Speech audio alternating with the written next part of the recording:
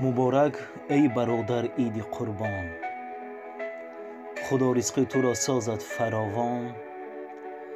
همه روزو حیاتت عید باشد، همیشه شاد باشی بین یاران. در این روز فرخنده از درگاه خداوند متعال برایتان خانه آبادی، سربلندی، خوشحالی زندگی را تمنا دارم که این عید سعید به خاندان هر یکی شمایان فیض و برکت، بخت و اقبال بلند را ارزانی دارد. صد مهر و وفا میان یاران باشد، صد مهر و وفا میان یاران باشد، دوستان مرا خدا نگهبان باشد. عید سعید به هر یک شمایان مبارک باشد عزیزان.